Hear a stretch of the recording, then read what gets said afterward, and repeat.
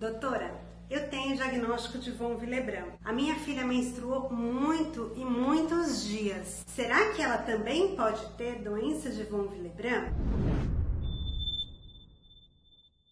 Bom, vamos conversar um pouquinho sobre essas possibilidades de doenças hereditárias hemorrágicas. Então, quando a gente pensa que o familiar já tem um sangramento aumentado, a primeira coisa que a gente tem que pensar no outro familiar é que pode ser a mesma coisa. E por que a gente tem que pensar que pode ser a mesma coisa?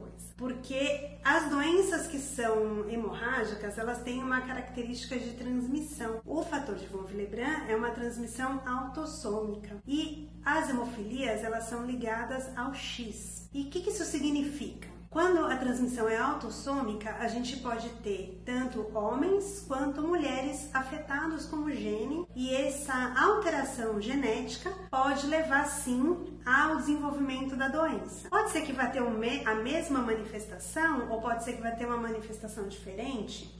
Tudo depende. Vou contar a história para vocês de um paciente que eu atendi que tinha feito um procedimento cirúrgico e me chamaram porque estava sangrando bastante. Quando eu entrei no quarto, ele me falou: "Nossa, doutora, tá sangrando bastante, né? Eu nunca tive problema de sangramento." Aí eu perguntei assim: "Mas na sua família, alguém sangra muito?" Ele falou: "Ah, todos os homens, quando tira o dente, sangra muito." Então, isso me levantou o alerta de que sim, ele poderia ter uma hemofilia. E aí a mesma coisa aqui vai acontecer com a sua filha. Se você já tem um diagnóstico de doença de von Willebrand, pode até ser que esse sangramento menstrual seja só dessa etapa da mulher que realmente tem um sangramento disfuncional. Tanto na hora que começa o fluxo menstrual, quanto quando vai acabar na menopausa. Então, na menarca e na menopausa, é muito comum que se tenha mesmo fluxos anormais. Mas, tendo o seu histórico de doença de von Willebrand,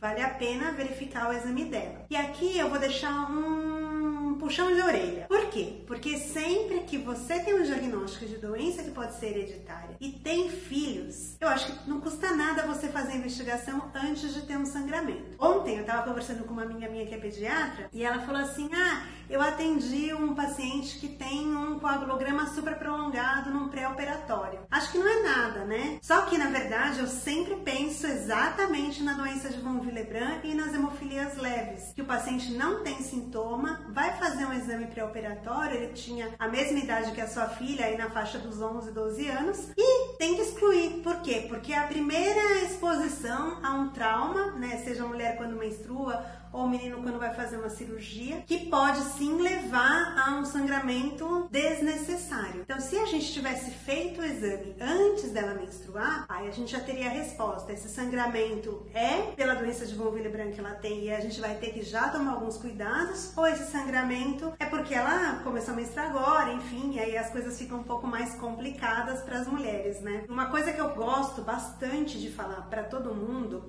que isso serve para as doenças que sangram quanto para as doenças que trombosam. Por quê? Porque às vezes você tem um diagnóstico de uma trombofilia, um fator 5 de Leiden, alguma coisa, e aí a criança não tem o teste positivo, mas ela vai continuar sendo uma pessoa de risco, mesmo que o teste dela venha negativo. Por quê? Porque a gente sabe que um dos fatores de risco para trombose é ter um familiar que teve trombose. Então, vale para quem sangra quanto para quem trombosa. Porque sempre que eu penso em doenças do sistema de coagulação, a gente tem que sempre pensar nessa característica hereditária. Caso o seu von Willebrand seja um von Willebrand adquirido, pode ser que, de fato, não tenha transmitido para sua filha. Se você gosta desse tipo de conteúdo, continua por aqui, me ajuda a produzir mais conteúdos de qualidade, tanto deixando o seu comentário, que pode virar um vídeo, quanto assinando o nosso membros, né, o canal, que é só um cafezinho, nem um cafezinho, acho que nem deve ter café de R$2. Até o próximo vídeo.